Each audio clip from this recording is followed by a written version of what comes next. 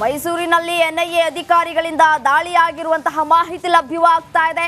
ಭಯೋತ್ಪಾದಕ ಕೃತ್ಯಕ್ಕೆ ಸಹಕರಿಸಿದಂತಹ ವ್ಯಕ್ತಿಯ ಬಂಧನ ಆಗಿದೆ.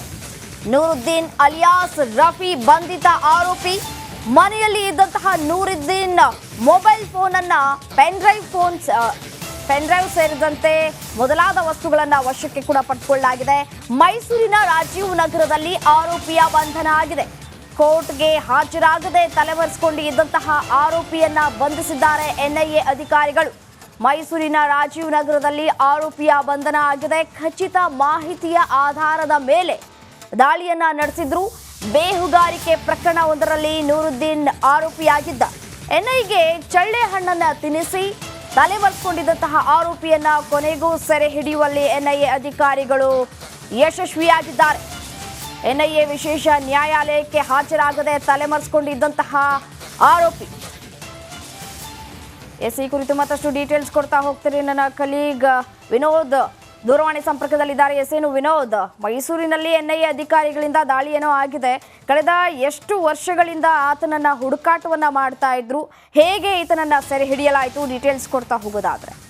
ರಮ್ಯ, ಬಹಳ ಪ್ರಮುಖವಾಗಿ ಪಾಕಿಸ್ತಾನ ಪರ ಬೇಹುಗಾರಿಕೆ ಪ್ರಕರಣದಲ್ಲಿ ಎನ್ಐಎ ವಿಶೇಷ ನ್ಯಾಯಾಲಯಕ್ಕೆ ಈತ ಹಾಜರಾಗಿರಲಿಲ್ಲ. ಕಳೆದ ಐದು ತಿಂಗಳಿಂದಲೂ ಕೂಡ ತಲೆಮರೆಸಿಕೊಂಡಿದ್ದ. ನಿನ್ನೆ ರಾಜೀವ್ ನಗರದಲ್ಲಿ ನೂರುದ್ದೀನ್ ಅಲಿಯಾಸ್ ರಫಿ ಎಂಬುದನ್ನ ಎನ್ಐಎ ಪೊಲೀಸರು ವಶಕ್ಕೆ ಪಡೆದುಕೊಂಡಿರುವಂತದ್ದು. ಬಹಳ ಪ್ರಮುಖವಾಗಿ 2023 ಕೂಡ ಜಾಮೀನಿನಿಂದ ಹೊರಬಂದಂತಹ ನೂರುದ್ದೀನ್ ಅವರು ಯಾವುದೇ ರೀತಿಯಾದಂತಹ ನ್ಯಾಯಾಲಯಕ್ಕೆ ಹಾಜರಾಗಿರಲಿಲ್ಲ. ಈತನ ಪತ್ತೆಗೆ ವಿಶೇಷವಾಗಿ 5 ಲಕ್ಷ ಬಹುಮಾನವನ್ನು ಕೂಡ ಎನ್ಐಎ ಅಧಿಕಾರಿಗಳು ಘೋಷಣೆ ಮಾಡಿದ್ರು.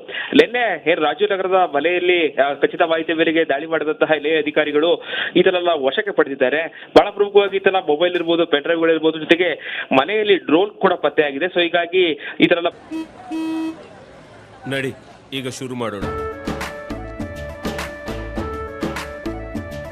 ಕೇಸರಿಯಿಂದ ಮನೋಲ್ಲಾಸ ಮನಸ್ಸು ಮತ್ತೇರಿ ಕುಣಿದಾಡಿದೆ ನೋಡು, ಮನಸ್ಸು ಮತ್ತೇರಿ ಕುಣಿದಾಡಿದೆ ನೋಡು.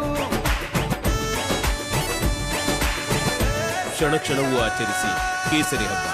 ವಿಮಲ್ ಬಾಯಲ್ಲಿ ಹೇಳಿ ಕೇಸರಿ. ವಶಕ್ಕೆ ಪಡೆದು ಸಾಕಷ್ಟು ವಿಚಾರಣೆ ನಡೆಸ್ತಾ ಇದ್ದಾರೆ.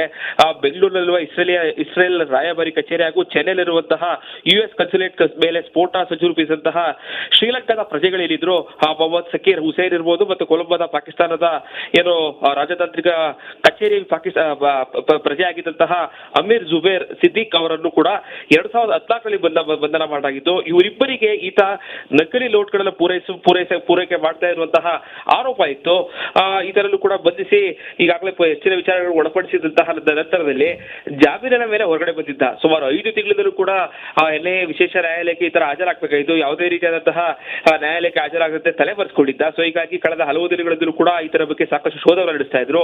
ನಿನ್ನೆ ಖಚಿತ ಮಾಹಿತಿಯ ಆಧಾರದ ಮೇಲೆಗೆ ಈ ತರ ಏನು ರಾಜೀವ್ ನಗರದಲ್ಲಿ, ಅದು ಮೈಸೂರಿನ ರಾಜೀವ್ ನಗರದಲ್ಲಿ ಇದನ್ನು ವಶಕ್ಕೆ ಪಡೆದು ಈಗಾಗಲೇ ಎನ್ಐಎ ಅಧಿಕಾರಿಗಳು ಕಳೆದುಕೊಂಡೋಗಿದ್ದಾರೆ. ಬಹಳ ಪ್ರಮುಖವಾಗಿ ಆತನ ಮನೆಯಲ್ಲಿ ಸಿಕ್ಕಿರುವಂತಹ ಪೆನ್ ಡ್ರೈವ್ಗಳಿರ್ಬೋದು, ಪ್ರಮುಖ ಸಾಕ್ಷಿಗಳೆಲ್ಲ ಈಗಾಗಲೇ ಅವರು ವಶಕ್ಕೆ ಪಡೆದು ಇನ್ನಷ್ಟು ಕೂಲಂಕುಷವಾಗಿ ವಿಚಾರಣೆ ನಡೆಸ್ತಾ ಇರುವಂತದ್ದು. ರಮ್ಯಾ, ರೈಟ್, ಧನ್ಯವಾದ ತಮ್ಮೆಲ್ಲ ಮಾಹಿತಿಗಾಗಿ ವಿನೋದ್.